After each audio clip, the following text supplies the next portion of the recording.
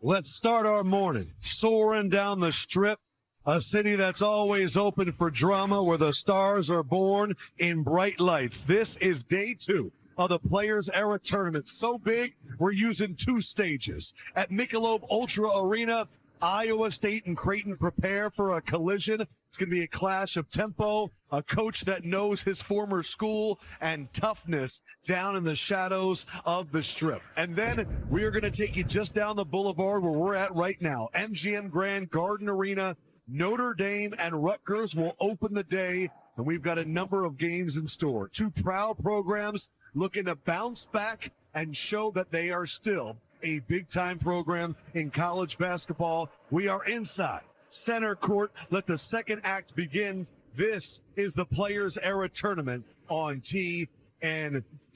What a day 1 we had. Welcome inside, everybody. Adam Lefkoe, Chris Webber, Jamal Mashburn, Bruce Pearl. Alabama Gonzaga was phenomenal. Yeah. Syracuse Houston was a heart attack waiting to happen. Iowa State St. John's, Michigan. There were so many great games, and that was only day 1. Not a bad start. Not a bad start. And this morning you used my government name instead of Mash, instead of C. Webb and Pearl. I'm proud of you, though, man. But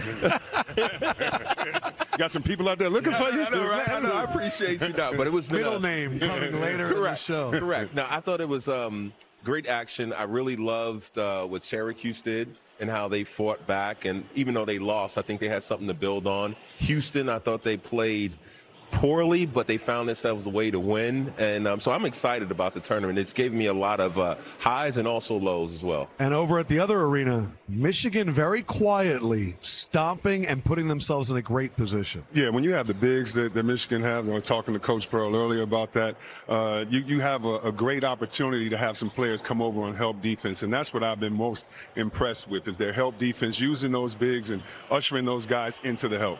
And, Coach, in the green room, you had a pretty cool moment yesterday. We're sitting there. I got to watch an Auburn game with you. You apologized to me multiple times. And then afterwards, what was it like seeing the team surrounding your son? Because, as we say, that shows the love.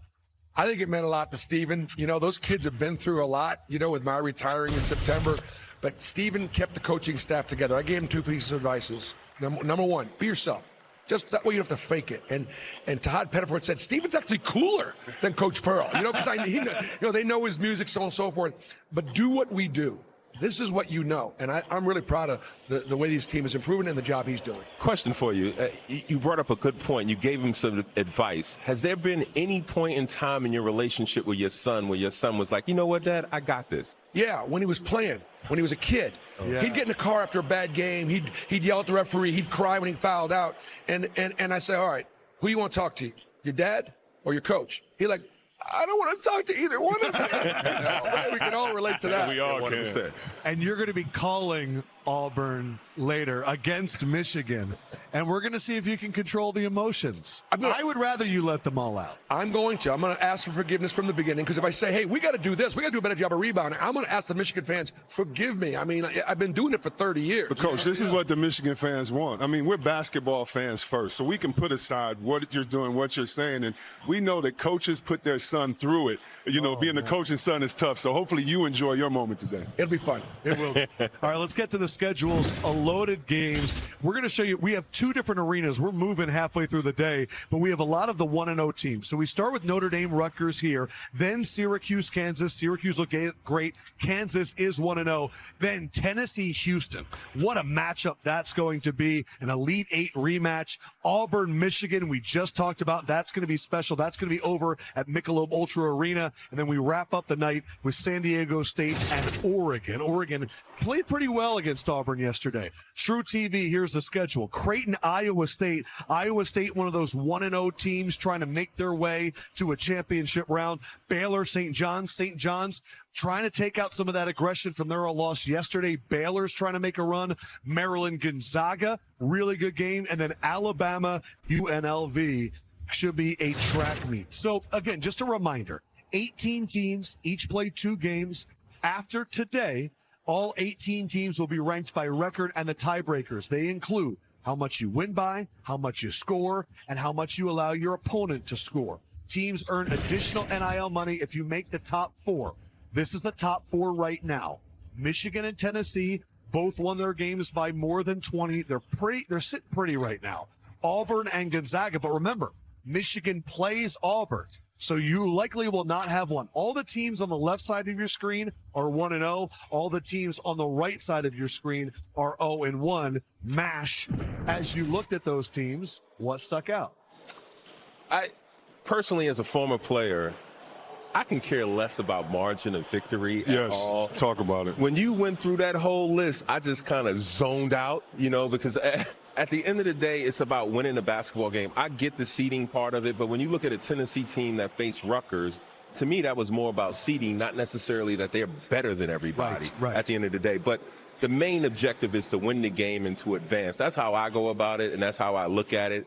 As a player out there, I don't think they're concerned about the margin of victory. It's about how do we keep it improving, how do we win the game, how do we not get screamed at by the coach. I think they're more concerned about that than the margin of victory and all that stuff. And you know what? We're going to find out whether Tennessee's better than anybody real quick this afternoon, because they're going to go up against Houston. You're talking about 2 Hall of Fame coaches. You talk about 2 Hall of Fame people. You talk about teams that are built the exact same way. As a player, you guys could both speak to this. When you decide to go play for Kelvin Sampson and Rick Barnes, you know what you sign up for. You best not be soft. Yeah. I think also, too, playing for those guys, and one thing that I've learned and looking at some of the players that played for Calvin Sampson, they really love to play for him. And it seems to me that he cares about their best interest. And if I was a guard, a top guard, and I had some toughness about me and I can put the ball on the deck and shoot the 3, I would want to play for Calvin Sampson because he gives you that freedom on offense as well. C-Web, what a different night for these 2 teams. Tennessee goes in, we won by 25. Our 2 best players showed out.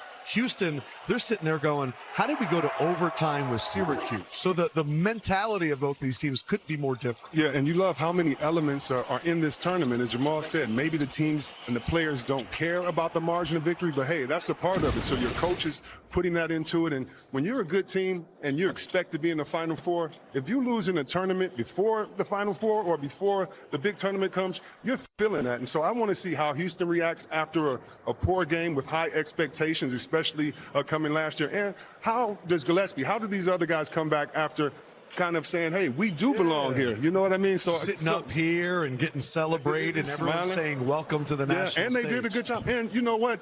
And Coach, I'm sure you taught your teams this. Enjoy the moment. Yes. So they're supposed to be here happy, but what are we going to do when we wake up? Because it's a new day. You know what else is interesting is that we talked about these star freshmen and Fleming and Tanak and all these, their performances.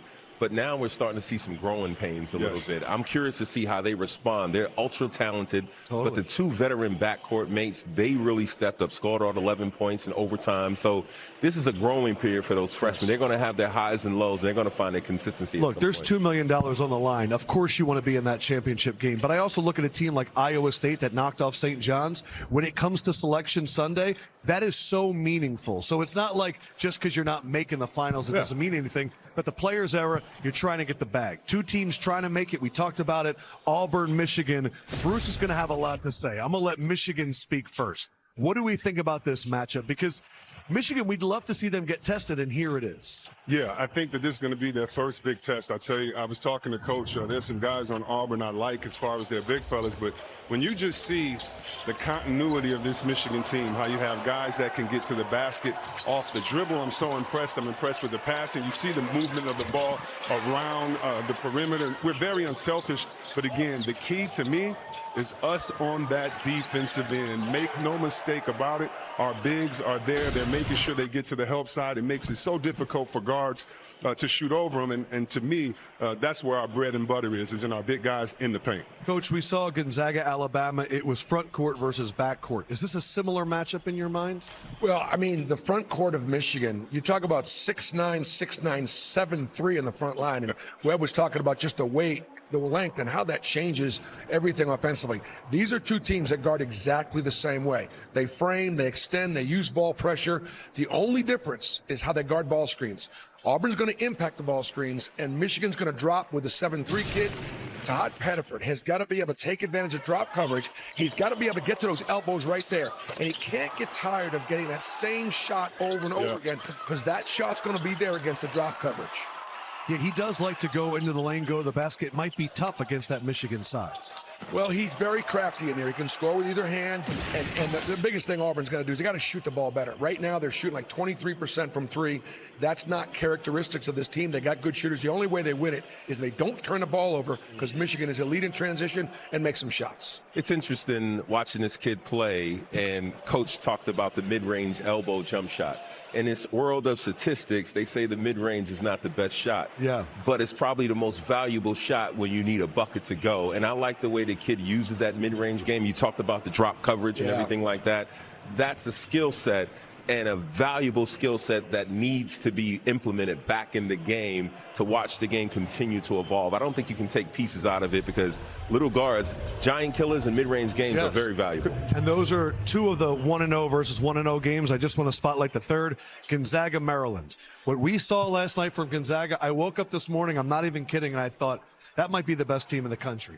Their size, 1 through 5, what they did to Alabama, the way they played at the end of the game, just really important possessions that they were able to go the other way. And the way those two kids sat on our desk last night and spoke, this might be the team for Mark Few to get it done. I agree with what you said last night. I told you last night, I think they have a chance to win a national championship. And the kid Graham Ike, I thought he's an excellent low post, mid post player. Lefty, tough to guard, can knock down shots, improve his three-point shooting, and then also can get on the backboard. He scored 2,000 points throughout his career and 900 rebounds. So just his resume alone says he can get it done.